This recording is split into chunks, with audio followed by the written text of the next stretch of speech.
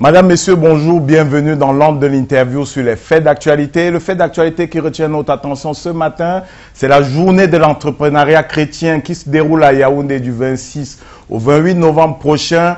Pour discuter de toutes les coutures de cet événement, nous avons convié sur notre plateau ce matin son promoteur, Erika Lindou. Il est installé à Yaoundé. Il revient avec cet événement, mesdames, messieurs. Bonjour et bienvenue dans un jour un événement. Pasteur Lindou, bonjour. Bonjour Rodrigue. Il faut peut-être le dire d'entrée de jeu. Vous êtes dans le civil, pasteur. Absolument. De quelle congrégation religieuse? Je ne pense pas que ce soit nécessaire. C'est vrai que je suis évangélique. Voilà. Et puis je voudrais déjà dire bonjour à tous les téléspectateurs de Canal 2 International. Également, je suis très honoré de venir répondre et apporter quelques illuminations par rapport à la célébration de la 7e édition des GEC, entendant Journée de l'entrepreneuriat. Vous parlez d'illumination, on comprend bien pourquoi on a précisé que vous êtes pasteur. Alors, les Journées de l'entrepreneuriat chrétien, ça veut dire quoi? Est-ce que c'est de l'entrepreneuriat dans le sens commercial du thème, ou alors vous appelez les chrétiens à plus d'entreprises de foi? Bon, disons que c'est pas forcé, ça peut être dans le sens commercial du thème, mais beaucoup plus parce que l'Église à ce moment se positionne en fait et apporte une solution aux maux qui minent la société. Journée de l'entrepreneuriat chrétien, c'est amener, ça vient d'un constat déjà, Rodrigue. Nous avons constaté déjà qu'on a assez d'étudiants qui sortent diplômés de nos institutions, de nos grandes écoles, de nos collèges et lycées, et qui malheureusement ne trouvent pas d'emploi parce que de plus en plus les opportunités d'emploi sont à l'étroit. Nous avons également constaté d'autre part que même ceux-là qui sont des salariés ne parviennent pas à vivre l'indépendance financière. On a fait un autre constat, c'est que des pré-retraités ou alors des retraités, quelquefois, sont frustrés à chaque fois qu'ils atteignent la limite de la retraite. L'actualité aidant, je crois que vous et moi, nous allons voir que le Premier ministre, lors du dernier conseil ministériel, a donné des instructions fermes à tous les chefs des départements ministériels en disant que tous ceux qui ont atteint l'âge limite de la retraite doivent faire valoir leur droit à la retraite. Donc, mais qu'est-ce qui se passe? Pourquoi les gens n'arrivent pas à aller aussi aisément? Parce qu'ils n'ont pas préparé la retraite. C'est donc après tous ces constats que nous avons jugé bon d'apporter une solution à cela, à savoir mettre sur pied une plateforme, les Journées de l'entrepreneuriat chrétien, pour communiquer les valeurs entrepreneuriales afin d'amener les uns et les autres à lutter contre le chômage et la pauvreté. Les GEC, Journées d'entrepreneuriat chrétien, sont une plateforme de promotion de la culture entrepreneuriale pour amener les jeunes, pour amener les salariés, pour amener toutes les couches sociales à pouvoir mettre en valeur le potentiel inné en eux. Mais il réside quand même on est obligé de reconnaître qu'il y a un hiatus entre entrepreneuriat dans le sens commercial du thème et la notion de chrétienté qui est un don de soi, qui est une vocation morale, qui est un appel à donner de son fond pour l'harmonie, pour la vie en harmonie sur la terre. Mais alors que dans l'entrepreneuriat, il s'agit de chercher la valeur ajoutée, il s'agit de glaner des chiffres. Comment vous arrivez à concilier les deux? Bon, déjà, ce que je dois dire, Rodrigue, le temps est passé où on pensait en fait que l'Église doit être en marge des maux qui minent la société. Je vais d'abord planter le décor par là, parce que, vous savez, personnellement, c'est vrai, comme vous l'avez dit tout à l'heure, je suis pasteur, mais je me sens toujours très mal lorsque j'observe la plupart des temps ces pasteurs qui se comportent en fait, ou alors qui pilotent et qui gèrent leur chapelle comme des épiceries, entre guillemets, parce que se disant que cela leur revient de soi. Vous savez, je suis de ceux, Rodrigue, qui pensent clairement, au-delà du fait que je pense, je crois que c'est dans la pensée de Dieu. L'Église, en fait, est celle qui doit apporter les solutions aux maux qui minent la société. Une église de développement, comme suggéraient les catholiques, les pères palotins quand ils sont arrivés au Cameroun dans les années 1890. Église de développement, c'est en fait ça la pensée de Dieu pour son peuple. Je vais raconter une petite histoire biblique. Nous savons très bien, Rodrigue, à un certain moment donné, on a Jésus qui fait face à la foule. Il est en train d'annoncer la bonne nouvelle. Ça se trouve au désert. Et on parle de plus de 5000 personnes qui sont affamées et qui décident, ils crient, ils manifestent qu'ils ont faim. Et les disciples se comportent un peu comme plusieurs de nos églises se comportent aujourd'hui. Les disciples disent à Jésus, vraiment, renvoyons la foule, qu'ils aillent se débrouiller au quartier, et pourvu qu'ils sachent que nous ici, nous donnons uniquement la parole spirituelle, la parole de vie. Quand ils se seraient débrouillés au quartier, qu'ils reviennent nous voir, nous allons davantage leur donner de la parole. Et pire encore, je pouvais voir ces disciples dire qu'en revenant, qu'ils ramènent les offrandes. Et vous savez ce que Jésus a dit? Jésus a dit non, il vous revient de leur donner de quoi manger. Ça veut dire qu'en fait, dans la pensée de Dieu, l'une des missions principales de l'Église, c'est de trouver des solutions aux maux qui minent la société.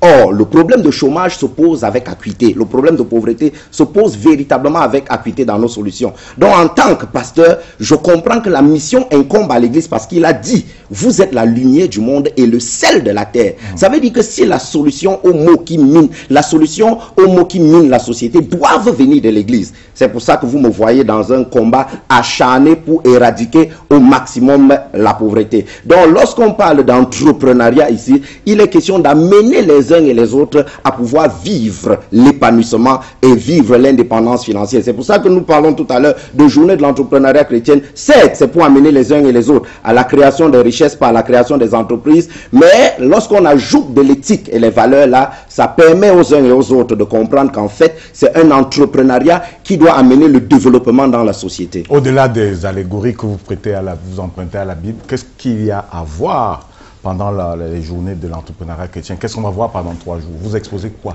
Déjà, pendant 3 jours, il faut comprendre que nous avons toujours la particularité déjà des GIEC, Rodrigue, c'est qu'au-delà des autres, contrairement à d'autres plateformes où on met beaucoup un accent sur le côté festif, sur le côté boisson, manger, non. La singularité de la plateforme des journées de l'entrepreneuriat chrétien, c'est que nous accordons beaucoup d'intérêt dans les ateliers, les forums et les conférences qui se passent en salle. Ça veut dire que de jeudi 26 au samedi 28, dans la salle, on aura des conférences, on aura des forums, on aura des ateliers, on a plusieurs thèmes. On a fait un clin d'œil particulier aux femmes, par exemple, où on parlera de l'entrepreneuriat au féminin, les pièges à éviter et les leviers à activer. On parlera également de 5 points à connaître pour réussir dans la vie, à savoir avec qui es-tu, avec quoi, quand et comment. Je dois préciser déjà que le thème de cette édition, Rodrigue, c'est entreprendre pour réussir. Ça veut dire qu'il faut amener les uns et les autres à passer à l'action.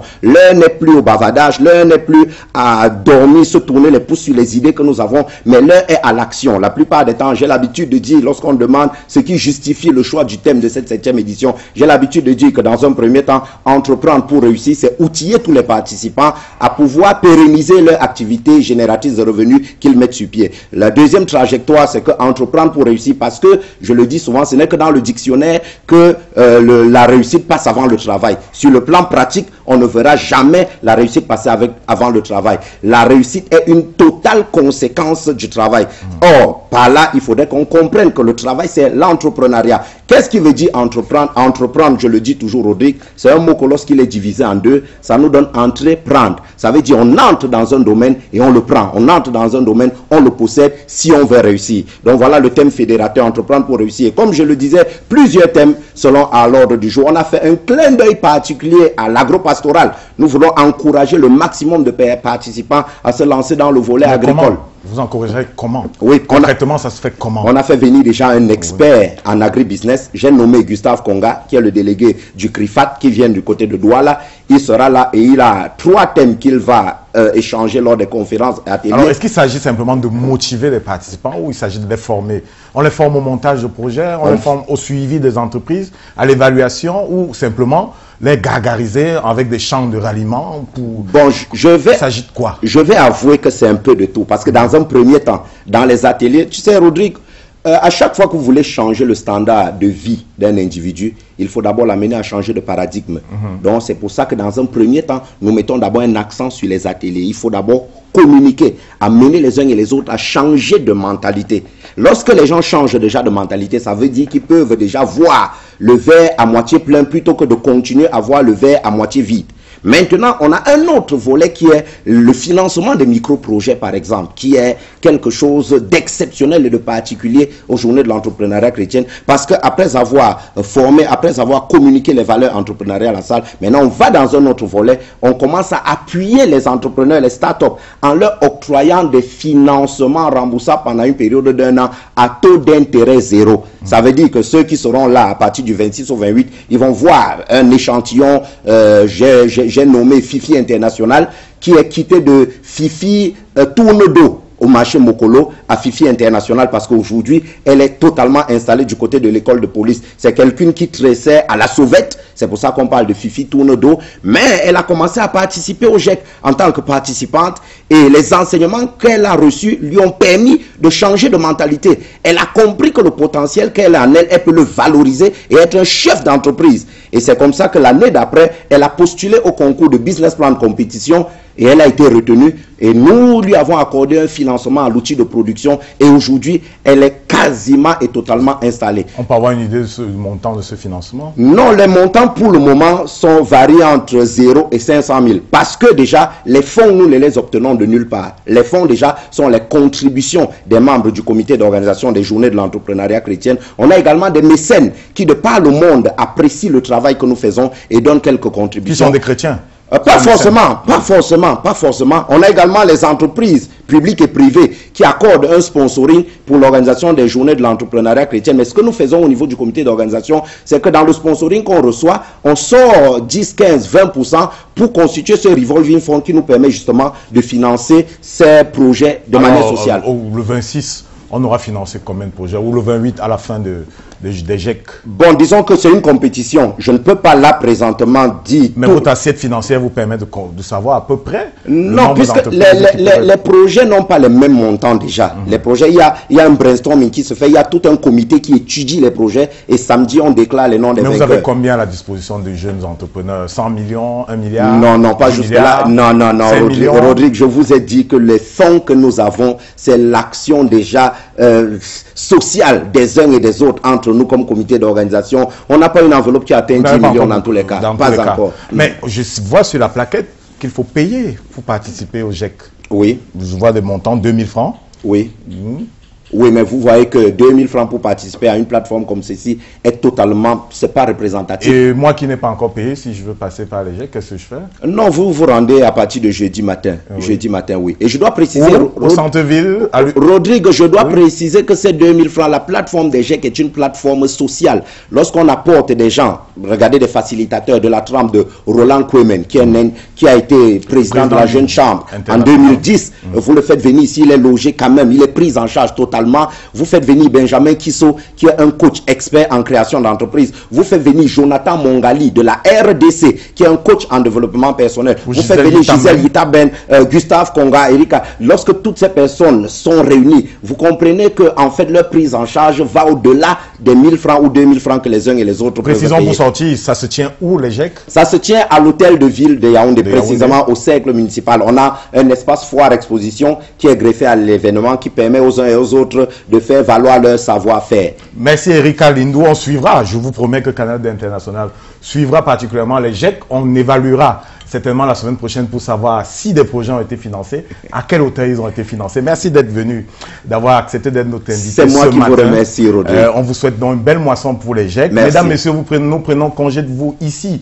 Et maintenant, pour un jour, un événement, retrouvons-nous demain avec un autre invité. Ce sera pour un jour, un événement. Ce sera tout simplement l'autre rendez-vous sur l'information. Bonjour à tous.